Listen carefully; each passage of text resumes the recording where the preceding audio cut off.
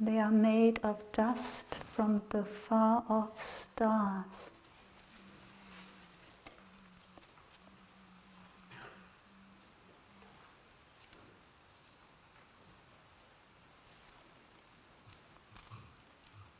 My eyes contain the whole cosmos.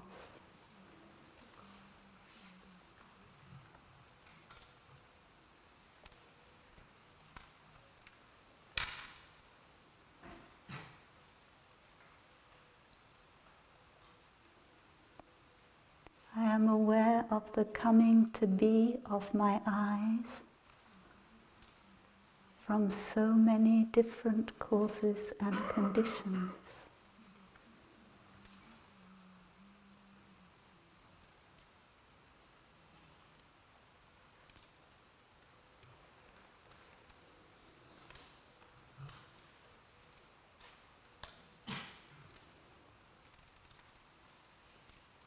I am aware of the disintegration of my eyes when the causes and conditions are no longer sufficient.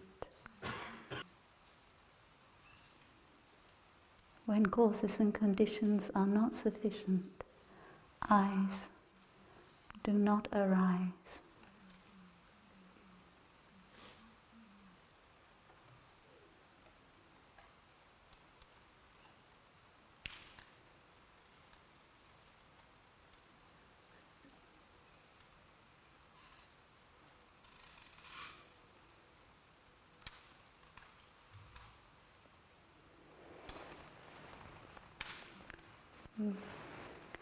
Dear Sangha, every morning when we wake up, we feel very lucky to have two eyes, to see the sky.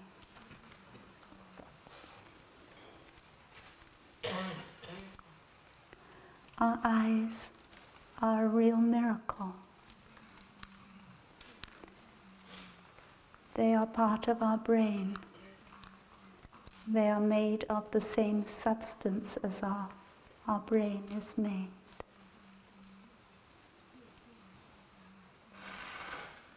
Actually, the eyes that we see on the outside, they do not do very much. They just refract the light. The pupil opens and allows the light onto the lens. And then when the light goes through the lens, it bends, it refracts again, and it touches the retina. It reaches the retina, the neurons in the retina. And there are so many neurons behind our eyes in the retina. There are 126 neurons. They are called rods and cones, and they are sensitive to the light, the wavelength of the light that comes into our eyes. And then these neurons, the rods and the cones, they are in contact with other neurons in our eyes, called interneurons. And these neurons, they send the message about the wavelength of the light to the cells that have long axons and go into the brain. And there are only 1 million of these cells that have long axons that go into the brain. But there are 120 million cells that can receive and recognize the wavelength of the light. That means that our eyes are receiving a lot of information which never arrives in our brain. And some animals, they have better eyes than, well, their eyes work differently. They can see things that we are not able to see, although our eyes receive them. So whenever we use our eyes to look at something, we can enjoy our breathing, and we can look deeply. And we know that that something that we look at is not exactly what our eyes see. That something that we look at is what our brain sees. Because all our eyes can do is receive light and recognize the wavelength of the light. But our brain interprets all that and makes up colors, shapes, and we recognize things. We recognize that we are living in a paradise of forms and shapes and colors.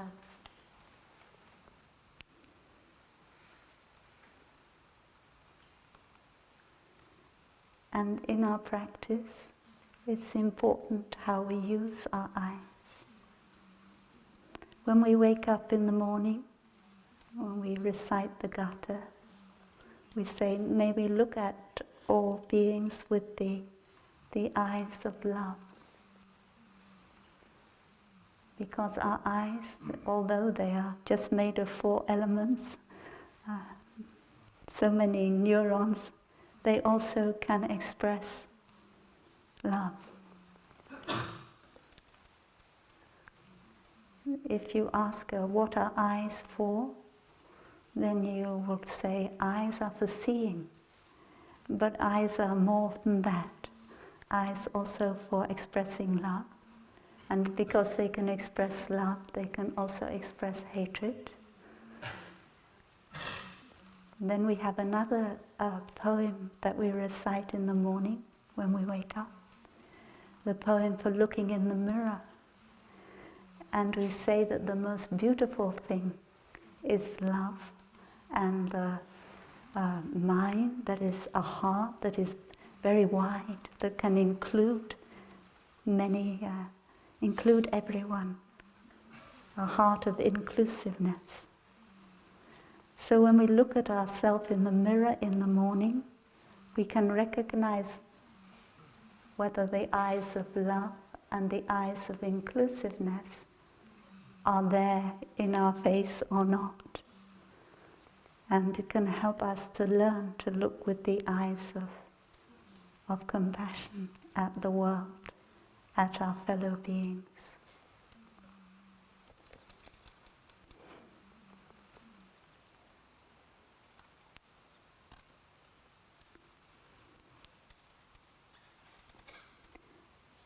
Two days ago, Sister Drinium and I came back from Israel, Palestine,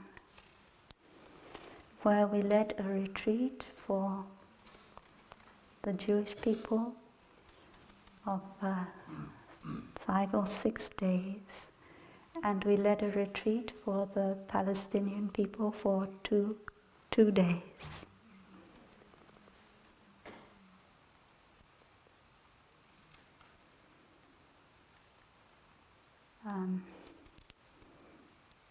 It's quite a challenge to live in Palestine, to live in Israel, to live in Palestine.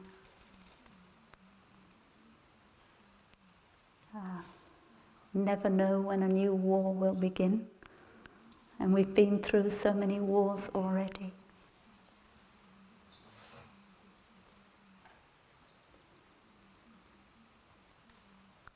And each one of us has the responsibility to take care of the hatred that is in our store consciousness, to take care of the fear that is in our store consciousness. Because the hatred and the fear that we have within us is also the collective hatred and fear. And what we feel when we are in Israel, in Palestine, we can feel it elsewhere as well, not just that country. What we feel is a collective fear, a collective hatred. And we don't want to add to that. We want to always sow the seeds of, in our own mind, in our own heart, the seeds of love and the seeds of non-fear. And when we have enough people sowing enough seeds of love and non-fear, then we may be able to resolve the problem in the Middle East.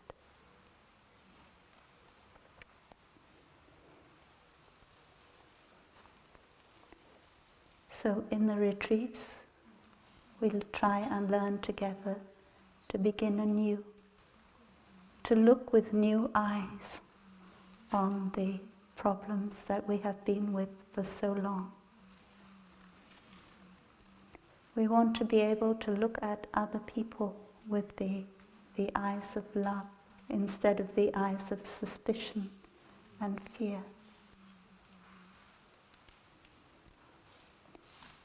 And it's not just how we look from inside to the outside, but it's also what we allow to come in through our eyes from the outside. Every day we can watch the news, we can listen to the news, we can read the newspaper, and when we do that, the information that we receive through our eyes, through our ears, it often only makes us feel more fearful, more angry, more hatred. So we advise everybody, please take a news fast until you feel that you're more compassionate, that you have less hatred, less fear in you. And then we have to talk also, that's about sense impression food.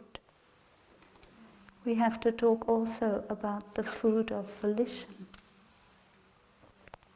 What is it that I really want? When you live for a long time in a situation of fear and hatred and violence, sometimes you just want to destroy. You just want to get revenge. You want to punish those who have made you suffer. You want to blame those who have made you suffer. But if we want to punish, we want to blame, then we are watering seeds in collective consciousness that will just keep us locked in conflict. So we have to have a dream. We have to sit down and write down our dream of a real holy land, of a real promised land. What is a land that is holy really like? What is the promised land really like? We hear about it in the Bible, we hear about it in the Psalms. But how realistic can we see that? How can we dream in our own life for that to happen? And if Palestinians, if Israelis can share their dream, they come from a deep down source of volition food, maybe we can live together. When we were in Palestine, we stayed in a place that's called Olive Tree Tourist Village. I thought we should take away the word tourist and call it Olive Tree Village. In France we have Plum Village, Plum Tree Village. And in this village they have very ancient olive tree grove. The trees are 2,000 years old. One time we hugged those trees and we asked them, "What have you been through? What have you seen?" They're still there, they're still smiling, still have beautiful leaves and fruits. And they've been through a lot. And when you hug that kind of tree, you can feel the energy of solidity, of perseverance, of inclusiveness, non-blaming. It's very wonderful. And then you sit under the trees and you get in touch with all the tiny little flowers that grow in the spring. You sit in one place, you can see 10 varieties of different wildflowers. And the sun is warm. And in those moments you feel you don't need anything else. It's perfectly peaceful. Your heart is completely at peace. And all the practitioners who are with you, their hearts are also at peace. Some of them lie down on the ground. And it may have been a very long time since they really felt that they could relax. And we only had to take a few steps into an olive grove, and we all feel that we're already in a kind of pure land, a promised land. But that isn't only because of what is around us, that is because of our state of mind, because we are able to let go of our blaming, our fear. And while we were sitting there, we can hear the sound of the prayers in Arabic. The Muslims, they have to pray 5 times a day. Actually, the sound of the prayer is quite nice, it's quite beautiful. It helps you to lift your heart. And then also we hear the sound of the Angelus, because also Christian church nearby. So my dream is that Muslims, Christians, Jews, they can make an olive tree village, a village of peace, where we can have time to sit under the olive trees, to breathe, to give rise to feelings of happiness dwelling in the present moment, the preciousness of life. Life is so precious.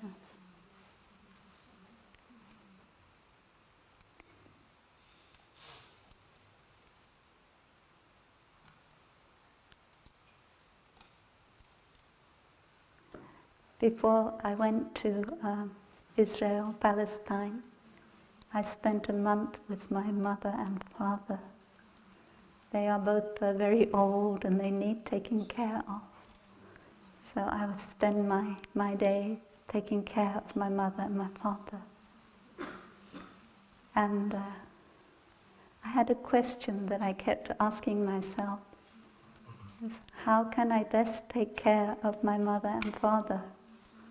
It was like a koan for me. And when I have a question like that, I have to tell myself, don't leave it in your mind consciousness. Don't keep thinking about it. You have one idea, one moment, and another idea, another moment. And you never really come to any solution. You just go round and round in your thinking. So I say, no, I don't want to think about this question. I want to give it to store. I want to give it to the unconscious mind, where all the wisdom of my ancestors is down there, in that unconscious mind. And I'll just leave it there until it's ripe. And so I stopped thinking about that. And one day I was washing up the dishes. And I was holding a fork in one hand and the washing up in the other hand, the washing up sponge in the other hand.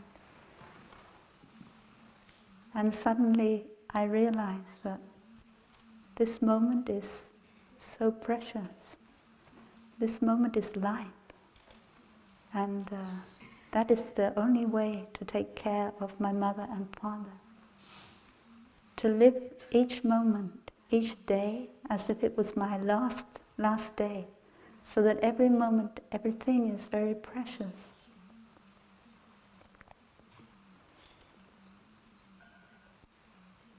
Because I see clearly that I am a continuation. I'm a continuation of my mother and my father. And there are many things they can't do now, like walking and hearing and cooking, but I can do these things for them. And I'm very lucky because I have my blood ancestors, my mother and my father, to continue, but I also have my spiritual ancestors. And my spiritual ancestors have taught me how I can best continue my blood ancestors. If it wasn't for my teachers, I wouldn't know how to live deeply the present moment. And so I wouldn't be able to continue my mother and my father by living deeply the present moment for them and for myself.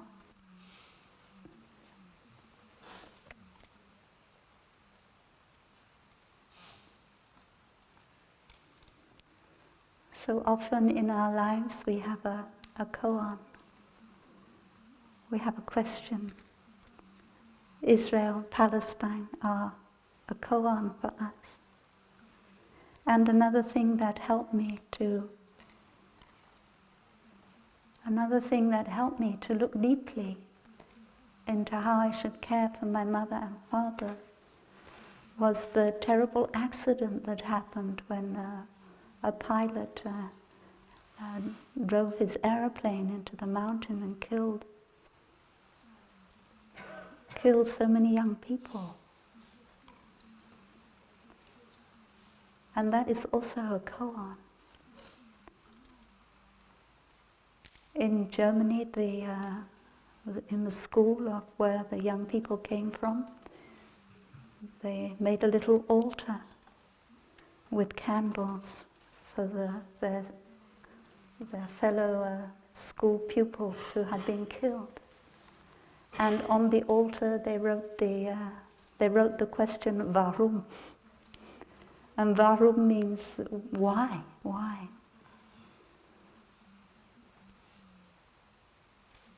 And I saw clearly that when all those children die, I also die. And then I have to live again. And when I live again, I live in a new way. I live differently. I live to see that every moment of life is so precious.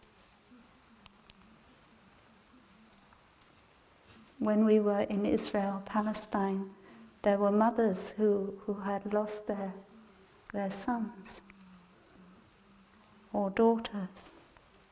And they also asked the question, what to do? How can I possibly feel happiness and joy in my daily life when I've lost my son, I've lost my daughter? And the answer is the same, I think. When your son dies, your daughter dies. Of course the parents, they die too. They die with them. But then there comes a moment when we know we have to continue. We have to live. And we have to continue to live for our son, to live for our daughter. And we have to have joy, because if we cannot have joy and happiness, then our son and our daughter also cannot continue with joy and happiness. And of course the son and daughter continue in the parents, but they also continue in many other people and many other ways. So the parents can see their son and daughter in themselves, but they can also see their son and daughter in many other places.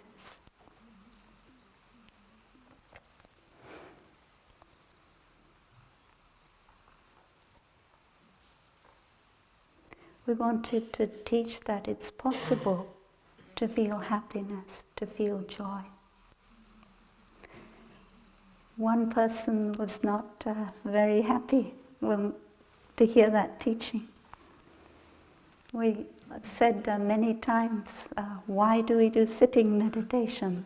Why do we do walking meditation? And the answer is because we like it. That's the most important thing. That is the best way to do walking and sitting meditation, because I like it. Not because my teacher tells me to, or because the sanghas will be upset because I don't do it. That's not such a good reason. Or the mindfulness observer will remind me. The reason is I do it because I really like it. And then people, they didn't agree with that. Many people, they said, we do sitting meditation to accept things just as they are, to practice their attention, mere recognition. So, in fact, that is true. It's very good if in our daily life we get angry, we can recognize, I'm angry, without judging, without reacting. I'm irritated, without judging, without reacting.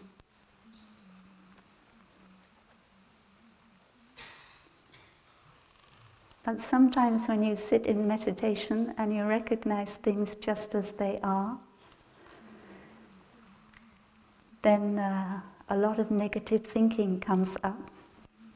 And you recognize negative thinking for your whole of your meditation. But if you come to the sitting or walking meditation with the knowledge that this is a real opportunity for me to have the food of the joy of meditation, then you're more likely, what is more likely to be the joy of meditation rather than the negative thinking. So this is why we tell ourselves that I like it. And we don't just tell ourselves, we have to like it. It's an opportunity for us to feel a deep relaxation, the unshakable joy of the food of meditation. We all have the seed of happiness, a deep happiness, not the happiness we get from realizing sensual desire, or the happiness we get from being famous, or things going the way we want them to go. There's a deeper happiness than that. A happiness of just being alive, of just being in the present moment. And we can touch that in meditation, that seed that we all have. And so when you're in a situation of fear, of hatred, then it's very important for you to be able to find seeds of non-fear, seeds of happiness in your store consciousness. And sitting meditation and walking meditation and total relaxation, eating meditation, they are all wonderful opportunities for us to be able to touch the seeds of happiness and non-fear.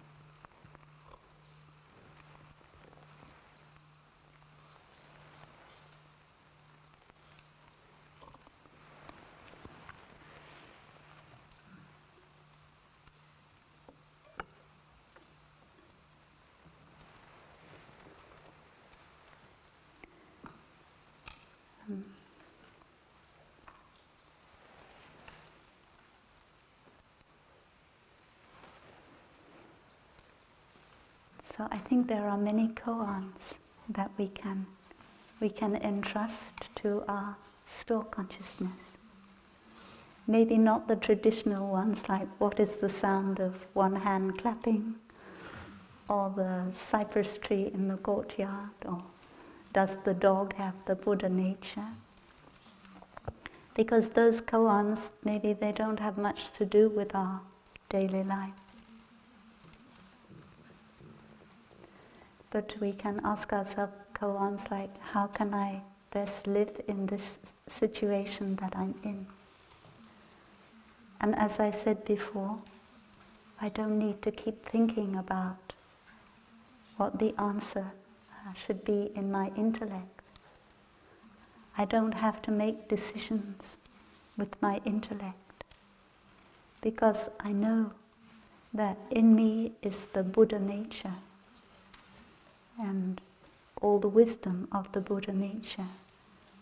And I only have to practice mindfulness in my daily life, dwelling deeply in the present moment, and I can allow the wisdom of the Buddha nature in the store consciousness to take care of the questions, the koans. And if you live in a sangha, then it's a big help, because the sangha can also support your store consciousness. The sangha is like a collective energy that also influences the store consciousness and comes from the store consciousness. So if you are a lay person and you have some decision you have to make, something you have to resolve, then you need your daily practice, but you also need your sangha. Even when I was away from the sangha for 1 month, taking care of my mother and father, there was a time when I had to tell myself, now you have to make yourself a daily timetable like the sangha. You have to get up in the morning the same time as the sangha. You have to do sitting meditation and walking meditation with the sangha. But if you are living in a town, you should make yourself a little sangha. And when we were in Israel, Palestine, there were people who made a sangha during the retreat. And they came and they said, oh, now in my town we have a sangha of 3 people. And that is enough. If you have 3 people, just to come together to enjoy your sitting, to enjoy the walking, is already have a collective consciousness to support the resolution to your koan, to the decision you need to make.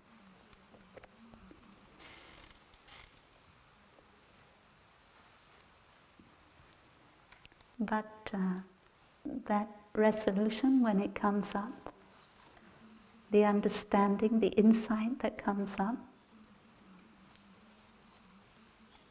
that is part of the limitless understanding, the limitless insight. Sometimes in Buddhism we use the funny expressions, we talk about the highest understanding.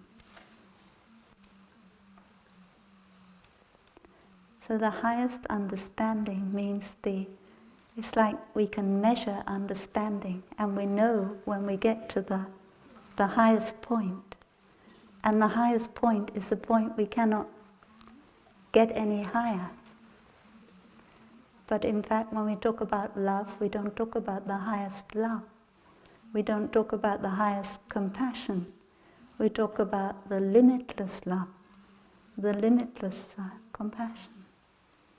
And love and compassion are both based on understanding.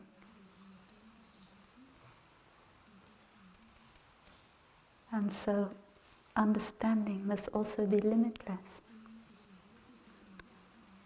So that means your insight is always growing. And the idea of highest understanding is somehow linked to the idea of non-regression.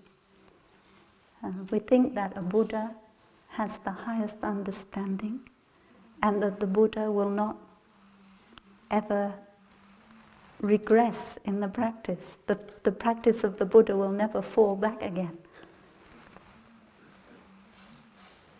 So these are ideas we have about the Buddha, about the Buddha nature, which is in us. But in fact, the Buddha's understanding, it is always growing throughout the life of the Buddha.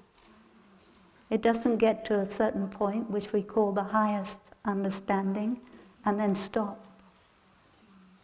Because the understanding is limitless, so it always can grow. And the same is true of us. Our understanding is limitless, and it can always grow. So at one time we resolve our koan, but that is not the highest understanding.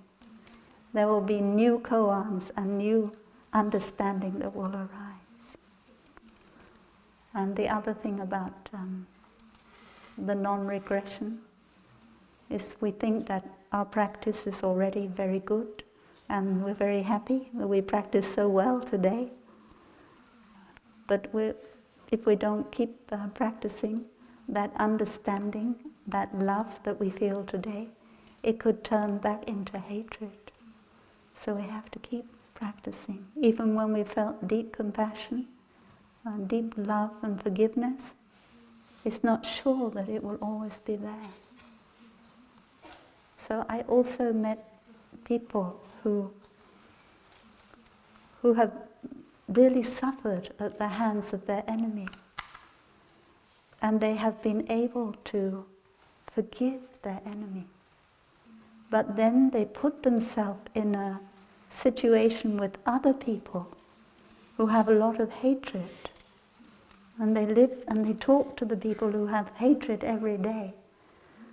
And when another enemy comes along, they are not able to forgive the new enemy, because they have been influenced by the collective consciousness.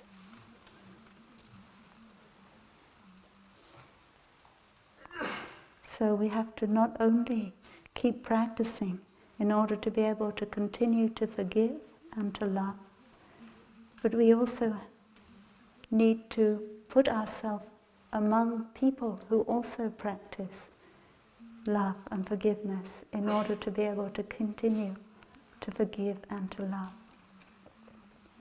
If the young brothers and monastic brothers and sisters who are in the Prajna temple had not been able to support each other, they would not have been able to be so compassionate and so brave in that difficult situation. So that is why in Israel and in Palestine we really need communities living together, supporting each other in villages.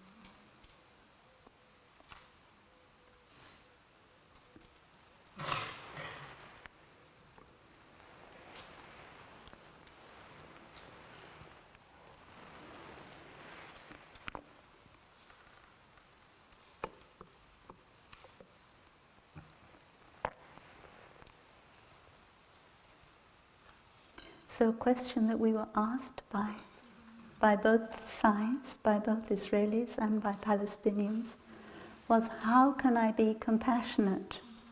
I suppose the Palestinian might ask, how can I be compassionate to Jewish settlers? And Israeli would ask, how can I be compassionate to Islamic terrorists?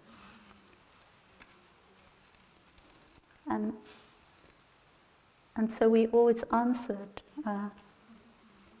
compassion and understanding are only possible,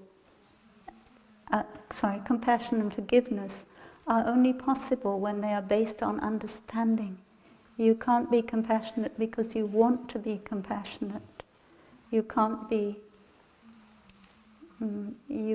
forgiving because you want to be forgiving. You can only be compassionate and forgive because you understand. And then in order to try and make it more concrete, we would tell stories about how people had managed to forgive based on understanding.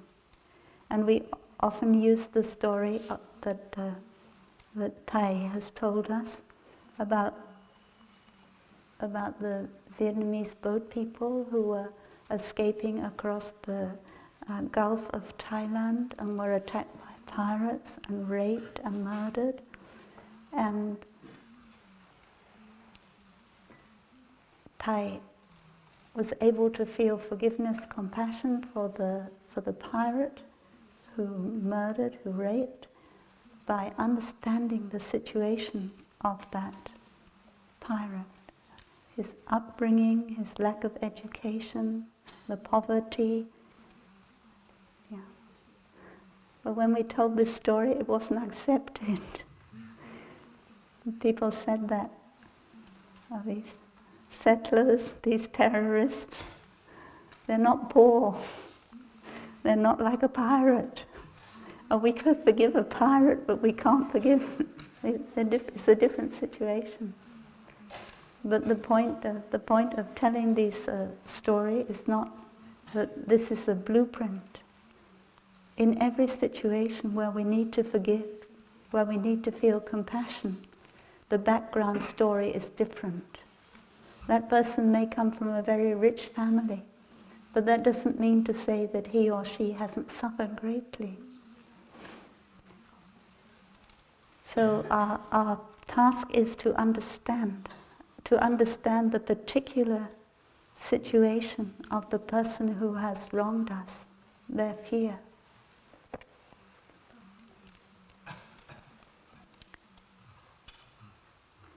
While we were there, it was the Memorial Day, the memorial of the Holocaust Day. And we had to give a lecture in the Haifa University on that day. So I read to the audience the letter that we use in the European Institute of Applied Buddhism every week when we do the ceremony for offering food and love to the souls of the departed. We have a letter which we read, and it goes something like, "Dear friends," this letter was written by Thai when he first came to the institute in Germany. "Dear friends, dear children, 70 years ago you were treated very badly. They sterilized you, they put you to death. You suffered greatly from the injustice, and from then on you've continued to suffer. Your suffering was enormous. But now the Sangha has come. The Sangha has heard your suffering. The Sangha has practiced walking meditation, sitting meditation, mindful eating. And the Sangha has asked the Buddhas and the great beings, and the spiritual ancestors, to transfer to you their merit and their attainments, so that you do not have to suffer anymore, so that the injustice you've suffered can be transformed, and you can be reborn in wonderful new forms of life. Those who caused your suffering have also suffered greatly. They did not know what they were doing. So allow forgiveness to be born in your heart, so that they too can be reborn in new compassionate forms.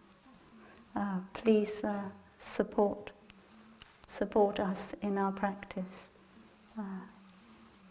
to transform the energy of injustice, not only for Plum and for Germany, but for the whole world. Because on Holocaust Day, people cry a lot. They remember what happened to their ancestors. The suffering, the death is enormous. But every year we have the memorial ceremony. And it's not sure that we can transform that suffering. Obviously, we have to remember that our ancestors have suffered. But we have to remind people so that that kind of thing doesn't happen again. But for as long as there's hatred and fear so heavy in the collective consciousness, it's very difficult to avoid these terrible things happening.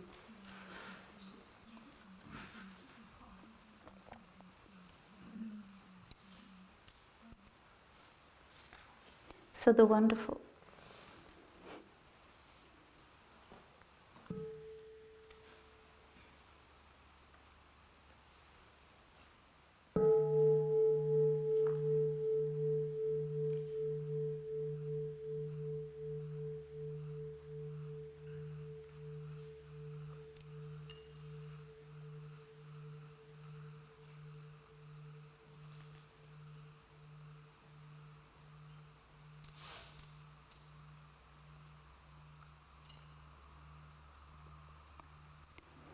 So whenever we do this ceremony every week in Germany, to send our energy of compassion to the people who were put to death or sterilized in the building that we now make the Institute of Buddhism, I always, and we all do, we give rise to a feeling of deep compassion for those who have suffered. But when we give rise to that feeling of compassion, we don't feel that the victims of that suffering are somewhere outside of us. They are also part of us. They are part of the collective consciousness. They are in us. So when we take care of the suffering of ourselves, we also take care of the suffering of those who died, who were sterilized in the building where the Institute is.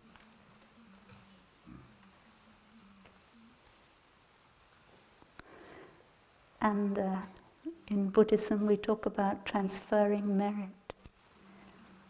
I don't know whether it sounds to you, transferring merit sounds a little bit superstitious or not very scientific. But to me, the transference of merit is very scientific. When we say we ask the Buddhas and the great beings to transfer their merit to those who have suffered, what we do, in fact, is we get in touch with the energy of the Buddhas and the great beings in ourselves. And then we are also in touch with the energy of those who have suffered in ourselves. And so we can transfer the energy of compassion to the energy of suffering, because both the energy of compassion and suffering are both part of the collective, consciousness.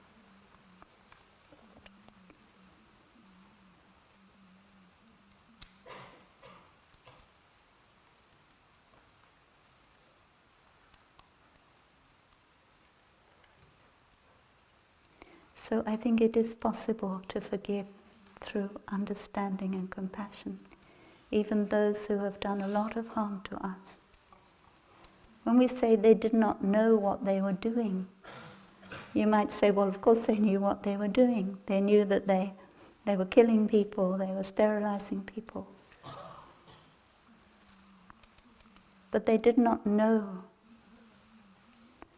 the suffering they were inflicting. They were not aware of the tremendous suffering which is handed down from generation to generation that they were inflicting. There were so many things they were completely unaware of. They had never been taught how to practice mindfulness, concentration, and insight. And so, what is the point of blaming them, getting angry with them? The only thing we can wish that they are born in more beautiful forms. And they can be born in more beautiful forms with the energy of compassion that the Buddhas and the great beings have produced.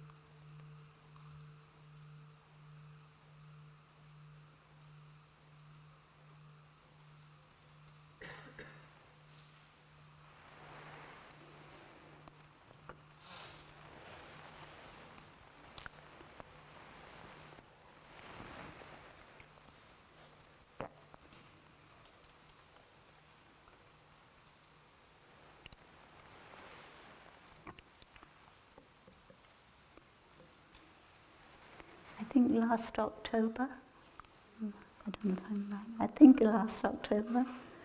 there was a wake-up retreat in Plum Village for young people from Israel and Palestine. And I met quite a few of them who had been to, both Israelis and Palestinians, who had been to that retreat.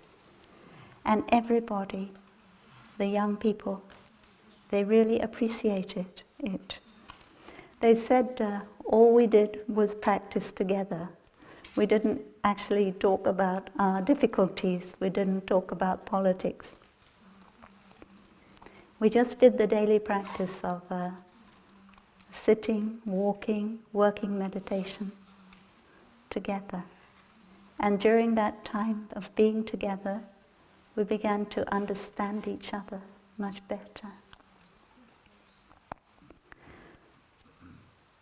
So I think that if you belong to the Wake Up movement, it's very good if you can organize that opportunity for young Israeli, young Palestinians just to practice together.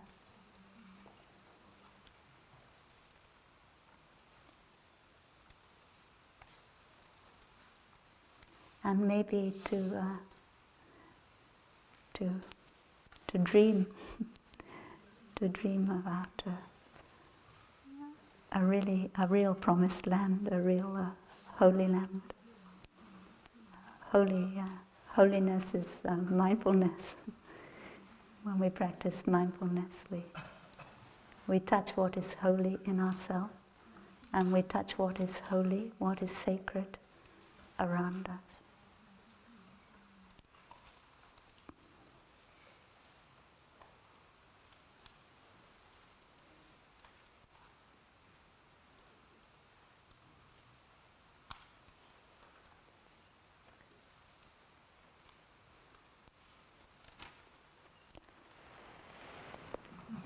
Dear friends, thank you for listening.